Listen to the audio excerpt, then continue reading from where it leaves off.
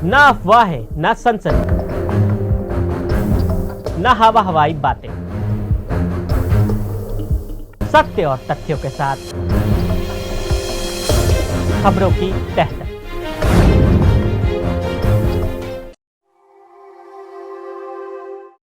हिंसा की मार झेल रहे बलूचिस्तान का भारत कनेक्शन पाकिस्तान के बीचों बीच एक ऐसा हिस्सा भी है जिसे आजाद रखने की वकालत कभी खुद मोहम्मद अली जिन्ना ने की थी।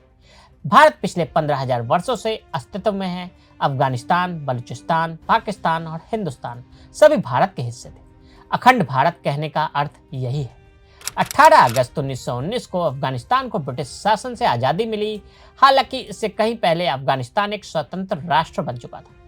26 मई 1739 को दिल्ली के बादशाह मोहम्मद शाह अकबर ने ईरान के नादिर शाह से संधि कर अफगानिस्तान उसे सौंप दिया। 17वीं सदी तक अफगानिस्तान नाम का कोई राष्ट्र नहीं था।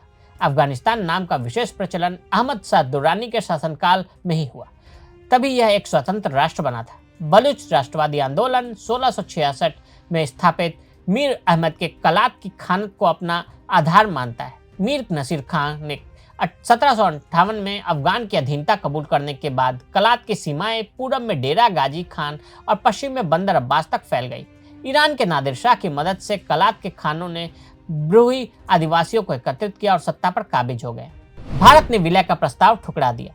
27 मार्च 1948 कलात के एक महल में खान मीर अहमद खान आराम फरमा रहे थे। सुबह का वक्त घड़ी में ठीक 9 बज रहे थे। ऑल इंडिया रेडियो पर न्यूज का प्रसारण हुआ। अनमने ढंग से लेटे खान अपना एक कान रेडियो पर लगाए हुए थे, तभी उनके पैरों तले जमीन खिसकने लगी। रेडियो पर न्यूज आ रही थी, भारत ने उनके विलय का प्रस्ताव ठुकरा दिया है। खान इसे सुनकर चौंक गए। हालांकि मुद्दा ये नहीं था कि भारत ने प्रस्ताव ठुकराया, बल्कि रेडियो के जरिए पाकिस्तान को इसकी खबर लग चुकी थी। अगले ही रोज जो हुआ वो इतिहास है। 1947 में भारत की आज़ादी के समय वर्तमान में बलूचिस्तान के नाम से जाना जाने वाला क्षेत्र 4 रियासतों कलात, खारन, लास, बेला और मकरान में विभाजित हो गया। इन राज्यों को भारत में विलय, पाकिस्तान में शामिल होना या स्वतंत्रता बनाए रखने जैसे 3 विकल्प दिए गए। मोहम्मद अली जिन्ना के प्रभाव में खरान, लास बेला और मकरन ने पाकिस्तान का हिस्सा बनना चुना। खान का समर्पण। अपनी किताब Baloch nationalism, its origin and development up to 1980 में ताज मोहम्मद बेसर्ग ने जिन्ना और खान के बीच हुई मुलाकात का जिक्र किया, जिसमें पाकिस्तान पीएम ने जिन्ना को इस्लामाबाद के साथ विलय में तेजी लाने की सलाह दी थी। खान ने जिन्ना की मांग को अस्वीकार कर दिया और कहा कि चूंकि बलूचिस्तान कई जातियों की भूमि है, किसी भी निर्णय से पहले वहां के लोगों से परामर्श किया जाना चाहिए। आम आदिवासी सम्मेलन के अनुसार मैं कोई भी निर्णय नहीं लेता जो उन पर बाध्यकारी नहीं हो सकती, जब तक कि उन्हें खान द्वारा विश्वास में लिया जाता है।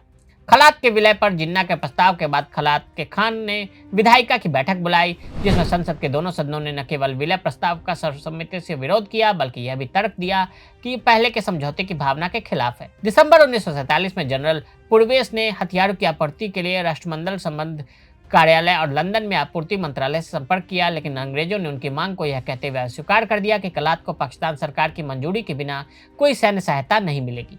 खान ने बलूच सरदारों का समर्थन जुटाने की कोशिश की, लेकिन 2 को छोड़कर किसी ने भी उनका साथ नहीं दिया। जब जिन्ना ने देखा कि खान केवल समय बर्बाद कर रहे हैं, तो उन्होंने 18 मार्च 1948 को खारन, लास बेला और मेकराना क्षेत्रों को अलग करने की घोषणा की। इसने कलात को एक द्वीप के रूप में अकेला छोड़ दिया। हालांकि उसी समय खान ने भारतीय अधिकारी और अफगान राजा से मदद की गुहार लगाई, लेकिन कोई सफलता नहीं मिली। खान के पास जिन्ना की शर्तें मानने के अलावा कोई विकल्प नहीं था।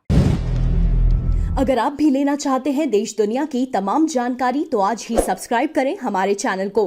साथ ही नीचे दिए बेल आइकन को जरूर दबाएं ताकि हर अपडेट आप तक पहुंच सके।